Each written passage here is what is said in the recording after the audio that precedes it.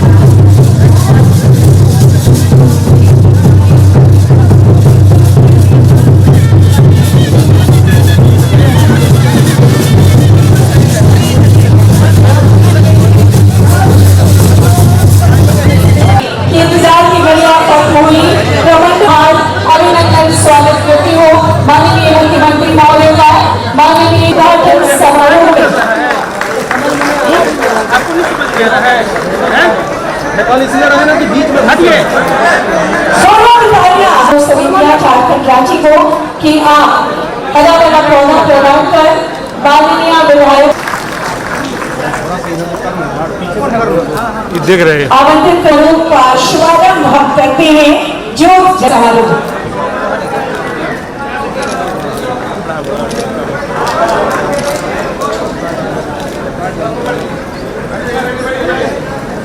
ठीक है ना, तू वहाँ पे जाके कर, मैं तेरे सामने आ जाऊँ।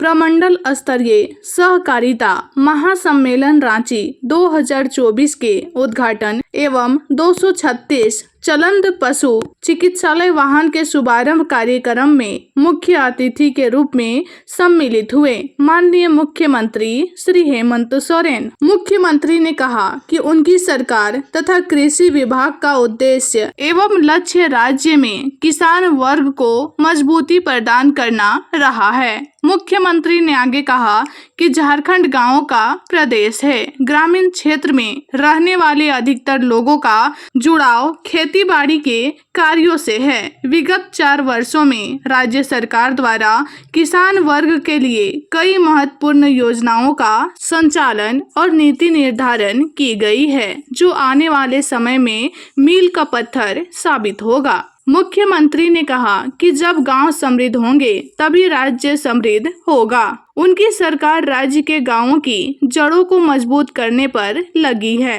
जब गांव की जड़ें मजबूत होंगी तब अस्थायी तौर पर राज्य भी मजबूत होगा।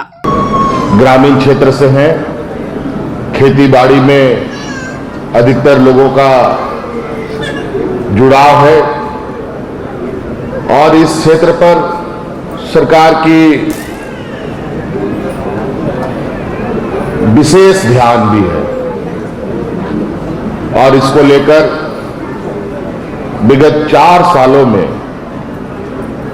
कई ऐसे महत्वपूर्ण निर्णय, कई ऐसे महत्वपूर्ण नीतियां बनाई गई जो आने वाला समय में इस राज्य के किसान भाइयों के लिए एक मील का पत्थर साबित होगा। वैसे पूरा देश कृषि प्रधान देश जिसको हम कहते हैं, इस भारत देश को कमोवेश आज विकास के इस भौतिकवादी युग में किसानों के प्रति जो नीतियां बनी और उसका जो फलाफल निकला, मुझे लगता है कि आज के दिन में बहुत कारगर साबित नहीं हो पाया है। बड़े पैमाने पर किसान अब खेतीहर मजदूर के रूप में गिनती में आने लगे हैं। इसके पीछे जो कारण है, कई सारे कारण इनके पीछे हैं। नीति निर्धारण में समय पर्यावरण जलवायु में परिवर्तन, सही समय पर किसानों को संसाधन उपलब्ध नहीं होना, कई सारे कारण हैं।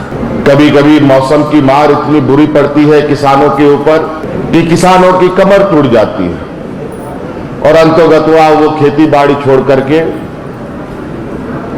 कुदाल गैती लेकर के शहर के चौराहे पर मजदूर बनने के लिए मजबूर हो जाता है।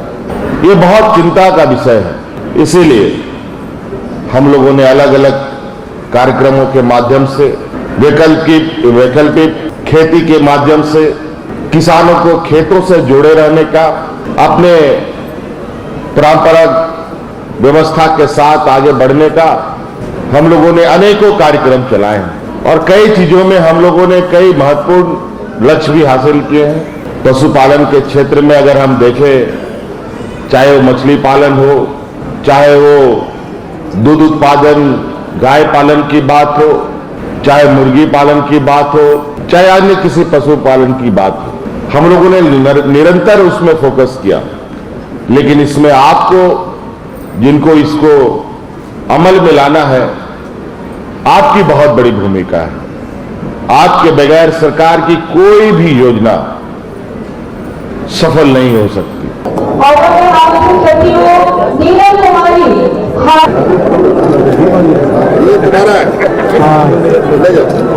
और बहुत ही सुंदर बड़ी जोरदार तालियां। ये 10 वर्ष से कम उनकी बच्चियां जिसे प्रमोट की है और अब आगे और मैं अनुरोध करूंगी आप